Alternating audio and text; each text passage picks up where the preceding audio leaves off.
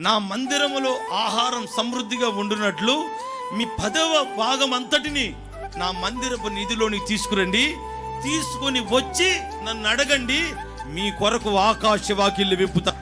ఇప్పుడు మందిరం గురించి ఆలోచించే వారు తగ్గిపోయారు. మనం ఆలోచించాల్సింది దేవుని మందిరం గురించి, దేవుడి సన్నిధి గురించి. దైవజనుడు ఏమి చెప్తున్నాడో దాన్ని మనసును పెట్టుకొని గ్రహించి ఆ అవసరతల నిమిత్తమై ప్రార్థించి, దేవుడు నీకు ఇచ్చిన స్తోమతను బట్టి, అయ్యా పలాంది కావాలని చెప్పావు, ఇదిగో దేవుడు నాకు ఇచ్చిన స్తోమతలో ఇదిగో ఇది నేను కానుకగా ఇస్తున్నాను. ఇట్లా 10 మంది 10 చేతులు వేసారనుకోండి, అనుకున్న కార్యం జరిగిద్దా జరగదా? అలా మనం ఆలోచించాలి.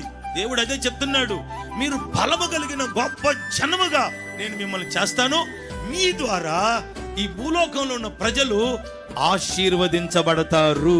అంత మన ద్వారా ఆశీర్వదించబడే స్థాయికి ప్రభు మనల్ని ఆశీర్వదిస్తాడా? ఎస్, మనల్ని ఆశీర్వదిస్తానని వాగ్దానం చేస్తున్నాడు. నిశ్చయముగా ప్రభు ఆశీర్వదించునుగాక.